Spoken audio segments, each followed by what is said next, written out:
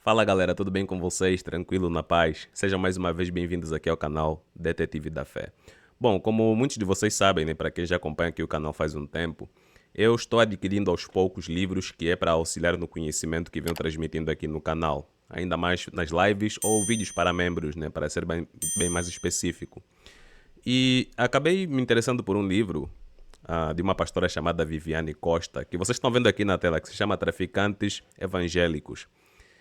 E nessa de olhar o livro e tal, para ver como é que ele é, aqui onde você vai passando as imagens para ver outros ângulos do livro, né? Dependendo do conteúdo do livro que postam aí, ou do produto, aparece também um vídeo. Então eu cliquei nesse vídeo aqui e achei interessante que não estava mostrando o livro em si, mas estava lá a pastora em si abordando um pouquinho, né, sobre o livro em si, alguns aspectos que envolvem esse tema traficantes evangélicos. O bom é que consegui achar o vídeo, né? Tá por aí no YouTube, consegui achar. E vamos ver ela falando sobre isso. Vou fazer um react sobre tal. E pretendo também comprar mesmo este livro, fazer uma leitura. E se neste livro conter a informação que a pastora falou no vídeo, né, que vocês verão agora, esse react aqui vai servir para refutar o ponto de vista dela. Se ela está tentando provar nesse livro que Deus não tem nada a ver, Deus do cristianismo, não tem nada a ver com o que esses traficantes estão fazendo, que é usar o nome de Deus, eu vou lhe mostrar o contrário, porque a Bíblia é um livro que dá muito respaldo para esse tipo de práticas. Beleza? Tem coisa parecida lá. Vamos ao que interessa. O livro Traficantes Evangélicos é um olhar para o fenômeno não tão recente nas favelas do Rio de Janeiro que ganhou uma nova identidade com a criação do Complexo Israel pelas mãos de um traficante que se declara evangélico. Eu sou Viviane Costa, pastora pentecostal, teóloga formada pela Faculdade da Assembleia de Deus. Pelo que eu vi, né, ela é mais mente aberta, né? Ao contrário de alguns outros pastores que a gente vê por aí, que são bem fundamentalistas, né? FAICAD, sou licenciada em História, cientista da religião pela Universidade Metodista de São Paulo, coordenadora e fundadora do IRUA, coletivo de assistência a meninas e mulheres que sofrem violências, e autora de Traficantes Evangélicos. Dando aula nas favelas desde 2015, mais ou menos, e morando em Nova Iguaçu a vida toda. Em 2017, eu percebi uma mudança na dinâmica que é muito estabelecida, a diferença entre a milícia e o tráfico de drogas, mas as favelas dominadas pelo tráfico de drogas, especialmente as que eu trabalhava. É que a gente sabe que favela geralmente o que rola lá é tráfico de droga e tarará por aí vai, né? Mas sabiam que na Bíblia tem tráfico humano, venda de seres humanos, regulamentado pelo Deus cristão? Tem pessoas que não sabem. Por quê? Porque não leem a Bíblia. Então qual é a diferença entre o tráfico que os traficantes fazem lá no complexo de Israel e quem sabe outros também por aí que temos no Brasil, né? Com relação ao que está na Bíblia, regulamentações que era para o povo hebreu escravizar direito, com base nas regras que estavam sendo estabelecidas por Deus. Qual é a diferença? Escravização, venda de seres humanos também é tráfico. Se chama tráfico humano, não é? No norte do Rio, começaram a aparecer algumas assinaturas com grafites escritos "Jesus é o dono do lugar". Pichações que declaravam a assinatura de quem era o novo dono do território. Pois é, né? Porque que eu particularmente penso que esse fenômeno aconteceu e talvez um pouco para frente ela também vai abordar algo parecido. Esse fenômeno aconteceu porque o cristianismo é uma religião expansionista. O objetivo é ir pelo mundo e pregar o evangelho a toda criatura. Então o cristão vê que essa é uma ordem que ele recebeu diretamente de Jesus. Tanto que nós podemos encontrá-la lá no fim do evangelho de Mateus e no evangelho de Marcos também. Mas o mais conhecido é lá de Marcos. Ir por todo mundo pregar o evangelho a toda criatura. Quem crê e for batizado será salvo, quem não crê será condenado. Estes sinais seguirão aqueles que creem, não sei o quê. Até já estou meio decorando aqui o negócio todo, né? Então, por esse motivo, pelo cristão realmente acreditar que Jesus existe, Jesus esteve aqui na Terra e deu essa ordem, é para seguir porque ele é o mestre do cristão, né? Daí o cristão vai lá e faz. Não é à toa que tivemos muitas missões pelo mundo, né? Não é à toa que o cristianismo se espalhou majoritariamente pelo Ocidente, não é? Então, por causa dessa ideia daqui de ir pelo mundo espalhar o evangelho, ou seja, uma religião expansionista.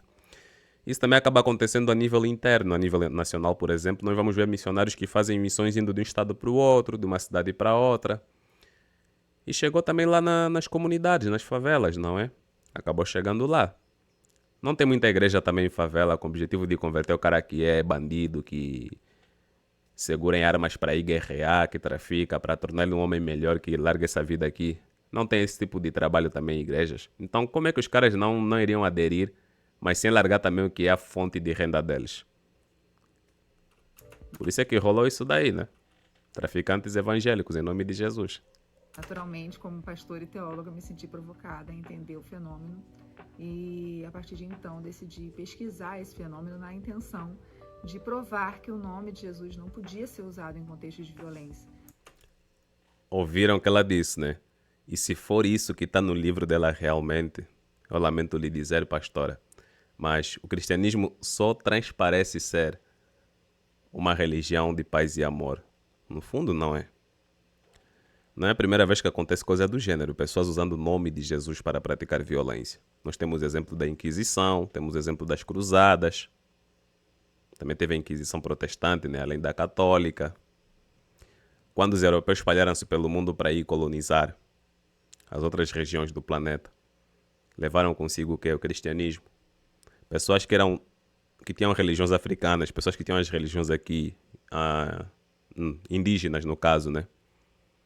Foram convertidas. Não é. A história está lá para contar isso. A senhora fez história, a senhora sabe muito bem como é que aconteceu esse processo. Foi na base da paz, do amor, de entrega de flores. Não, teve muita violência envolvida no meio. Igreja envolvida em violência. A própria Bíblia em si é um livro que, se vocês forem ler como esse Deus interagia com seu povo, ele estimulava a violência. Ele usava o seu povo para irem massacrar e guerrear contra outros povos. Uma das coisas que eu falo bastante aqui é o seguinte: Deus se comunicou com Abraão, como nós vemos na Bíblia, tirou ele lá de Ur dos Caldeus e levou lá na terra prometida, que seria Canaã, ao qual sua descendência se tornaria uma grande nação. Se vocês observarem lá em Gênesis 15, se não me engano, Deus diz para Abraão que sua descendência seria escrava por 400 anos. No Egito, ou seja, aquela terra ficaria desocupada. E outros poderiam ir ocupar, obviamente. Se está vazia, chegassem lá outros povos, iriam ocupar. E de acordo com a narrativa, acabou acontecendo. Quando o povo estava clamando para ser retirado do Egito como escravos e serem levados para a sua terra prometida, já haviam se passado 400 anos, de acordo com a narrativa em si. E 400 anos, é óbvio que Canaã ficaria abandonada e outros povos tomariam aquele lugar. E adivinha como é que eles tomaram de volta? Com a ajuda de Deus, na base da violência, na base de genocídio, massacre, guerras, exterminar outros povos. E a pastora vem me falar que traficantes que usam o nome de Jesus não tem nada a ver com Deus, com o Evangelho, com o que está na Bíblia e sei lá o quê. No próprio Novo Testamento vocês vão ver uma parábola de Jesus dizendo que aquele que não aceitasse o seu governo, que era para trazer diante dele e acabar com a vida dele aí. Jesus sendo completamente intolerante e usando uma parábola para explicar sua tamanha intolerância. Eu não vim trazer a paz, vim trazer a espada. Falas do personagem Jesus na Bíblia. Apocalipse, que é uma visão escatológica que, no ponto de vista do cristão que aguarda a volta de Jesus, será uma grande destruição. Muita gente vai morrer, muita gente vai sofrer nesse processo. Porque o Deus deles vai voltar. Entendem? Sem mais outros exemplos que eu posso contar aqui. É muita coisa assim que está na Bíblia. Então, traficantes em nome de Jesus não é novidade, porque a Bíblia dá respaldo para isso. Nem esses da favela, nem na destruição de casas de Umbanda e Candomblé que começaram a aparecer nas mídias, na maioria deles, terreiros destruídos em nome de Jesus. Nesse momento, eu vou para a universidade. Esse tipo de intolerância por parte dos cristãos é completamente normal. E a história está aí para nos contar. Cruzadas, Inquisição, colonização, com a igreja dando aval para certas atrocidades, diversas, por exemplo. Metodista de São Paulo, pesquisar linguagens da religião para entender o fenômeno e tentar provar que o nome de Jesus não pode ser usado dessa forma. Pastora, a Bíblia em si tem um Deus que, de acordo com os trinitaristas, o Deus do Antigo Testamento também é Jesus. Nós vemos lá esse Deus Jesus, de acordo com os trinitaristas, no Antigo Testamento, coordenando, arquitetando tamanhas atrocidades. Praticamente o povo dele, os guerreiros dele, né, desse Deus de guerra, esse Deus da vingança, como nós lemos na Bíblia, o povo dele serão esses traficantes aqui, entende, pastora?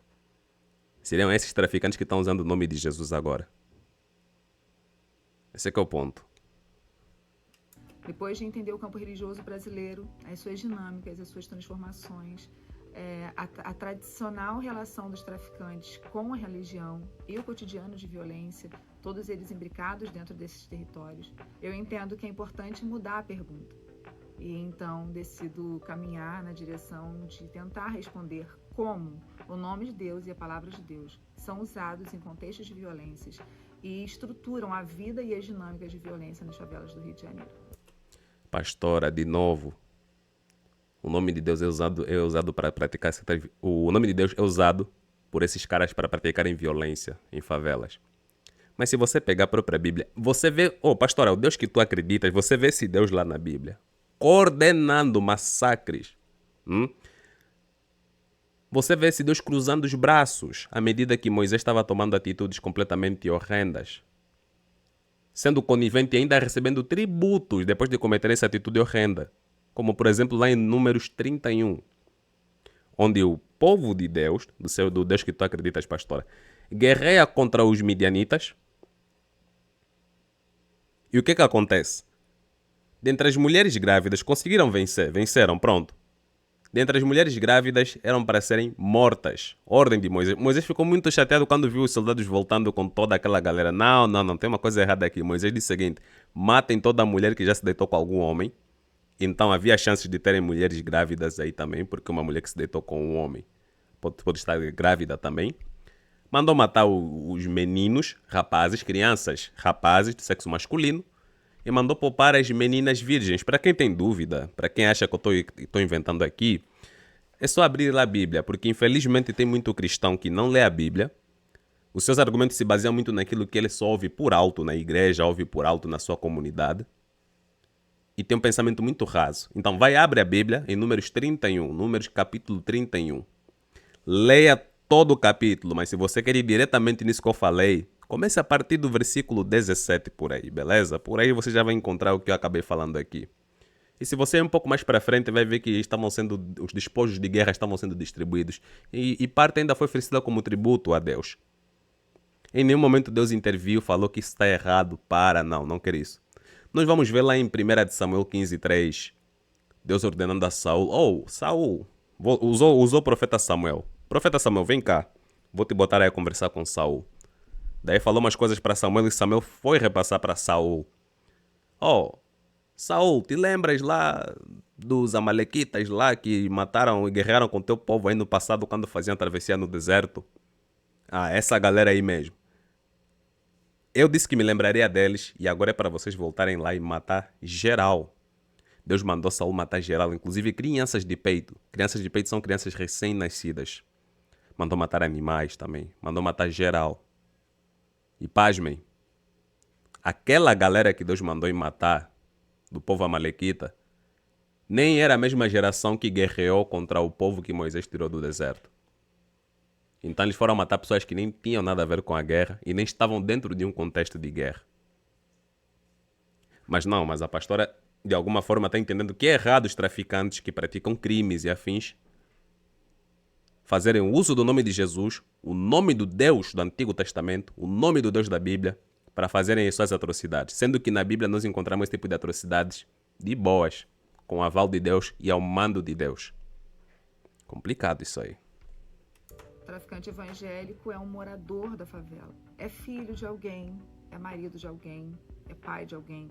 Considerando aqui os traficantes lá da década de 80, da década de 90, devotos de São Jorge, devotos de Ogum, que professam uma fé, que têm uma religião, E de acordo com a mudança do campo religioso brasileiro, que até então era muito católico, sincrético com as religiões de matriz africana, e agora se identifica mais com o pentecostal, mais com o pentecostalismo, esses traficantes também começam a ter uma raiz de fé diferenciada pelas experiências que vivem dentro de casa, pelas experiências que vivem na infância, pelas experiências que vivem... Sim, pastora, por causa daquilo que eu disse antes, porque o cristianismo é uma religião expansionista. Primeiro chegou aqui o catolicismo e depois de muito tempo, até nem vou saber aqui as datas exatamente, depois de um tempo, depois do neopentecostalismo ter explodido lá nos Estados Unidos, né?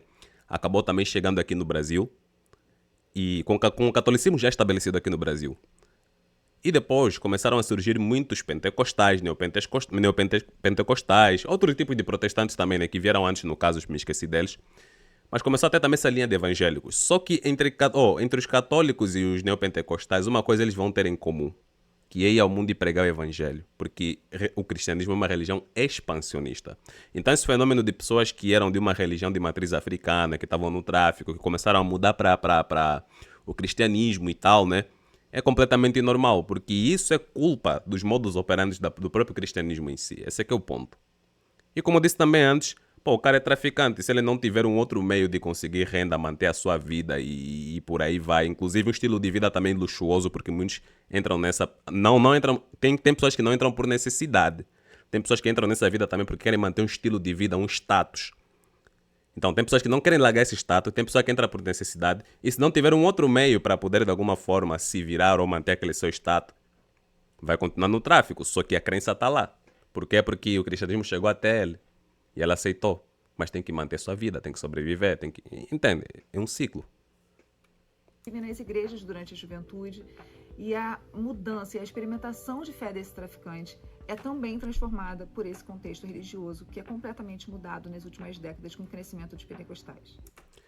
Salvo exceção de algumas pessoas que realmente estão no tráfico e que mudam de vida. Daí viram cristãos e param com aquele negócio de traficar drogas, enfim, fazer outros paranauês aí zoados, né, que tem no mundo do tráfico, de briga de facção, de matar outras pessoas e afins, né? Param com aquilo, mudam mesmo de vida. Tem pessoas que fazem isso daí realmente. É uma coisa positiva. Melhor ter um cara sem arma lá prejudicando os outros do que ter. Só que apesar de ser uma coisa positiva, é uma troca também. É aí onde eu bato bastante. Por mais que a religião, no cristianismo no caso, também tem essa pegada de ajudar certas pessoas dessa forma, quando essa pessoa entra no sistema religioso, vira um escravo do sistema religioso. Por exemplo, ofertas. A pessoa pode dar. Dízimo. Não é uma coisa que nem deveriam dar nos dias de hoje. Se essa pessoa que saiu do tráfico entrar para a igreja, mudar de vida e melhorar sua vida, vai começar a gastar tempo, energia e dinheiro numa coisa que nem era para dar para a igreja, que é o dízimo, para manter a igreja rodando, continuar o sistema aí. Tem isso daí também. Se a pessoa se converter, tem que passar a frequentar agora a igreja. Não vai ser alguém que vai... me converti, agora estou livre aqui, só parei com essa vida do tráfico, mas vou seguir minha vida sem frequentar a igreja, sem dever nada a ninguém na igreja. Não. A tendência vai ser prender a pessoa naquele sistema religioso. E fazer o mesmo ciclo. Usar ele como exemplo para ir procurar converter outro. E por aí vai, por aí vai, por aí vai. Só que, como disse antes, chegar naquele indivíduo que não tem outro meio para se sustentar, não ser o tráfico, essa pessoa até pode se converter, mas vai continuar no tráfico. E isso não faz com que ele deixe de ser um cristão. Vai continuar a ser sim um cristão. Só que um cristão que faz coisas ruins, como, por exemplo, estar envolvido numa vida de tráfico. Entendeu? Se a pessoa falar que ele não é cristão, ele vai tá recaindo naquela falácia do escocês de verdade. Em contextos de violência, uma divindade que esteja presente para proteger, livrar da Mas tem uma coisa que eu gostei, que esse livro aqui tem um design bacana até. morte, livrar do mal, da vitória na guerra, é essencial. A arte, de um modo geral, apresentou a relação dos traficantes com a religiosidade católica e de matriz africana em diversos momentos. Essa religiosidade foi transformada na mesma medida que o campo religioso foi mudando. Pensar que esse traficante que se identificava com São Jorge, se identificava com Ogum, agora se identifica com o Deus evangélico do Antigo Testamento. Deus evangélico do Antigo Testamento. Vocês ouviram bem, né? E ouviram as coisas que eu falei sobre esse Deus do Antigo Testamento, que podem simplesmente constatar na Bíblia. É complicado. Faz com que a gente repense ou tente entender como é possível que símbolos religiosos dos evangélicos seja usado nas dinâmicas dos tráficos de drogas no Rio de Janeiro. Se tem uma coisa que. Uma impressão que ela me passou. Não sei se eu estou errado, mas a impressão que me passou aqui nessa última fala é que quando eram do candomblé, quando eram de religião católica sincretizada com matriz africana e eram traficantes, tudo bem. Mas agora que entraram no cristianismo aí não pode, ter uma coisa errada. Essa é a impressão que ela me passou. Mas, como eu disse antes, né? Vou ver se adquiro aí o livro dela, fazer uma leitura, entender bem os contextos. E se realmente for isso que ela está falando aqui no vídeo, prontos. Isso que eu estou falando aqui já refuta essa ideia dela, já refuta esse livro, inclusive. Complicado isso aí, né? E acompanha até o fim, porque eu vou vos mostrar um negócio. Eu falei no início da live. Falei no início do vídeo que na Bíblia também tem tráfico humano sendo regulamentado por esse Deus do Antigo Testamento da pastora. Vocês vão ver, vou vos mostrar aqui passagens de tráfico, não de drogas, mas de humanos. É tráfico igual. Inclusive, tráfico de humano acaba sendo até pior, no meu ponto de vista. É pior do que tráfico de droga. Pior. Traficar um ser humano, uma pessoa que tem direitos. Te convido a conhecer o meu livro Traficantes Evangélicos, Naquela época também não tinha muitos direitos, né? Fazer o quê? Em nome de Deus ainda mais. fruto da minha pesquisa de mestrado em Ciências da Religião, que estuda o fenômeno da relação entre traficantes e a fé evangélica no Rio de Janeiro. Publicado pela Thomas Nelson Brasil. O vídeo termina por aí. Não, mas de novo, esse livro aí é... O cara que pensou no design do livro é bom de design, eu gostei muito. Eu falo isso porque eu gosto também dessas paradas de design, arte, não sei o que, acho bacana. Deixa eu ver aqui, vamos lá então na Bíblia. Êxodo 21. A pastora de alguma forma viu que os caras traficantes estão usando Deus do Antigo Testamento para essas paradas aqui. Não, tem uma coisa errada. Não tem coisa errada, pastora. Não tem coisa errada, minha querida. Olha o que a Bíblia diz aqui. Olha o que a Bíblia estimula. Se o traficante pegar lá isso daqui, vai falar, vou continuar no cristianismo e fazer as minhas merdas, porque na Bíblia também Deus mandou os caras aí fazerem as suas merdas. Quem é Deus para me julgar, se Deus fez também a mesma merda? Olhem aqui. Leis acerca de servos. Êxodo 21. São estes os estatutos que lhes proporás. Quem falou aqui? Deus. É Deus falando, pastora. Se você tem dúvida, pastora, tá falando ou não? Richter, você tá lendo fora de contexto. Você começou numa parte que tá meio estranha. Não, pastora. Leia o capítulo anterior, Êxodo 20. É lá no Êxodo 20 onde tem lá os 10 mandamentos, né, que o cristão gosta muito de falar. Vai lá nos últimos versículos e você vai ver Deus continuando dando algumas instruções para Moisés. E daí entra o capítulo 21. Deus continua falando aí, ó. São estes os estatutos... Ai, caralho. Estatutos que lhes proporás. Pô, a minha língua tá travando aqui. Se comprares um quê? Um empregado? Até tá falando em compra. Já tá errado aí. Começou com compra de gente. Se comprares um escravo hebreu... Deus falando, pastora. Se comprares um escravo hebreu, 6 anos servirá, mas no 7º sairá forro. De graça. Sairá forro. Não sairá fora. Sei lá, enfim, a Bíblia vai ter um linguajar aí também que talvez eu possa estar errado, e aí mesmo que tá certo, mas me soa estranho isso aí, sairá forro. De graça, acho que sairá fora. Enfim. Se entrou solteiro, sozinho sairá. Se era homem casado, com ele sairá sua mulher. Se o senhor lhe der mulher, ou seja, o dono desse escravo, lhe der mulher, e ela der à luz a filhos, a mulher e seus filhos serão do seu senhor, e ele sairá sozinho. Aqui vocês não estão vendo por causa da tela, né? Mas aqui eu consigo continuar a leitura. Porém, se o escravo expressamente dizer, eu amo meu senhor, minha mulher e meus filhos, não quero sair forro. Então é forro mesmo. Repito de novo a palavra forro aí. Então, o senhor o levará... se expressasse... Tá. Então, o senhor o levará aos juízes e o fará chegar à porta ou à ombreira. E o seu senhor lhe furará a orelha. Um ser humano, furar a orelha como se fosse gado, hein? Furará a orelha com uma sovela e ele o servirá para sempre. Um escravo que foi comprado. Isso não é tráfico. Quer dizer, os caras da favela aí são traficantes de droga, né? usando o nome de Jesus, não sei que a pastora ficou meio que incomodada, não. Aí não dá, Jesus não, isso não tem nada a ver com Deus. Isso não tem nada a ver com Deus. Mas está aqui na Bíblia, pastora. O Deus que a senhora acredita, o Deus do Antigo Testamento que a senhora citou aí, dando instruções de como tratar escravos. Como comprar. Se o dono do escravo deu uma mulher para ele com filhos, o escravo quiser ir embora, as crianças e a mulher vão continuar sendo escravos do dono. Seres humanos, hein? Isso é tráfico, pastor. É complicado isso aqui. Aqui versículo 7. Se um homem vender sua filha, versículo 7, pastor, até vou baixar aqui. Isso não é tráfico. Vender a filha. Se o homem vender sua filha... cadê? Se um homem vender sua filha, estou aqui, para ser escrava, então não lhe sairá como saem os escravos. Caraca, isso é tráfico, pastora. Deus transformando o seu povo em traficantes de humanos.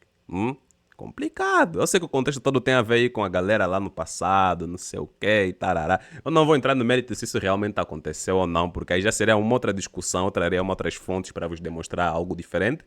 Mas vamos fazer de conta que isso realmente aconteceu, que a pastora está certa, que o Deus dele existe, que o êxodo aconteceu e que a humanidade seguiu essa cronologia lá no deserto, né? Pelo menos parte da humanidade, que era o povo de Deus. Olha isso daqui, pastor, isso não é tráfico.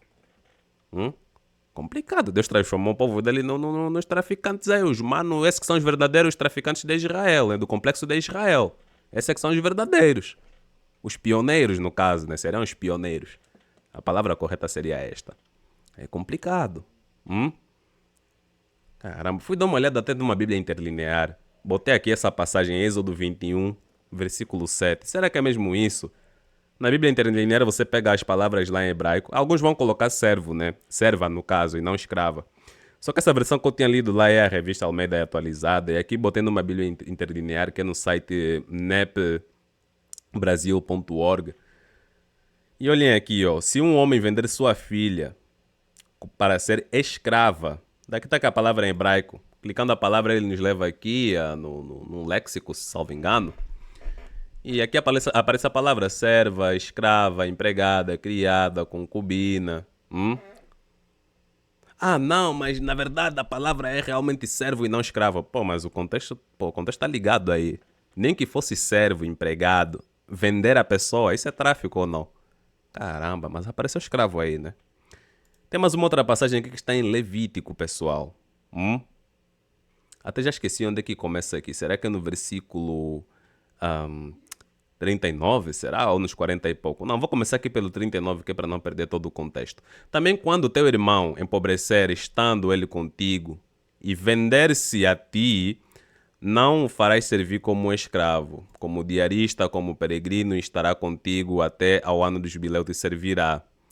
Então sairá do teu serviço e seus filhos com ele, tomará sua família e a possessão de seus pais, porque são meus servos e tirei da terra do Egito e não serão vendidos, não sei o que, tarará. Qual é a parte que fala aqui também de vendas? Não te ensenhorearás, caraca, que palavra, ensenhorearás dele com rigor, mas do teu Deus terás temor. E quanto a teu escravo... Caraca, mas que é isso, Deus? Que é isso, Deus? Caraca, olha Deus regulamentando escravidão aqui. E quanto a teu escravo, ou a tua escrava, que tiveres, posse de pessoas, caramba. Isso é complicado. Serão das nações que estão ao redor de vós. Deles comprareis escravos e escravas. Até deixa eu diminuir aqui para vocês verem mesmo o texto inteiro. Onde é que eu parei, caramba? Pô, baixo o negócio aqui já... tá aqui, pronto. Ó, tá pequeno, mas é para vocês verem tudo aí. Para verem que não estou inventando as palavras que não estavam aparecendo na tela. Oi, quanto a teu escravo e a tua escrava que tiveres, serão das nações que estão ao redor de vós. Deles comprareis escravos e escravas. Podem comprar de outras nações escravos e escravas. Povo de Israel, tá de boas. Aqui era Deus falando aí com a galera toda, com os traficantes aí de seres humanos. Não traficavam droga, mas olha o tráfico que faziam, pastora. Complicado, né? Caramba. Também comprareis... Também os comprareis dos filhos dos forasteiros que peregrinam entre vós, deles e das suas famílias que estiverem convosco, que tiveram gerado na vossa terra e vos serão por possessão. Possuir pessoas, caramba, comprar e possuir... Ah, pastora, tá complicado isso aí, pastora.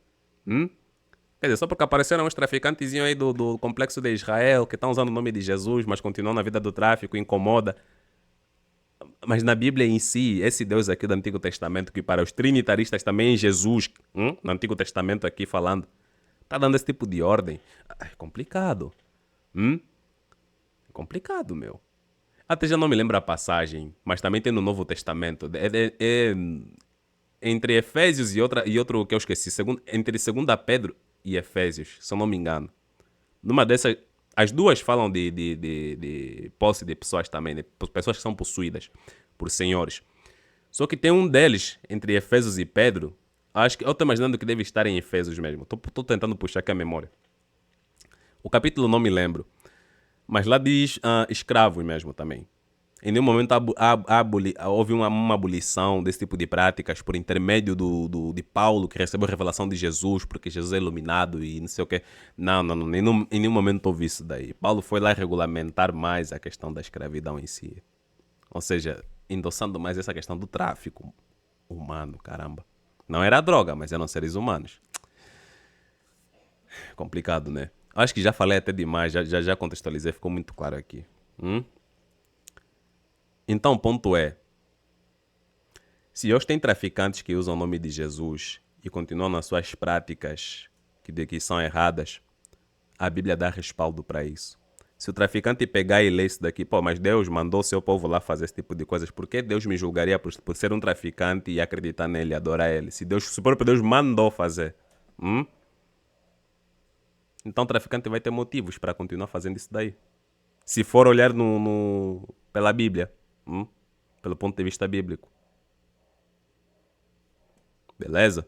Então é isso aí, pessoal. Espero que vocês tenham entendido esse vídeo. E se porventura, eu imagino muito que não, né? As chances são baixíssimas. Mas se porventura a pastora Viviane um dia ver esse vídeo daqui, repense o seu posicionamento. Repense bastante mesmo. Porque, a Bíblia é um livro que está cheio de coisas bem zoadas mesmo. Beleza?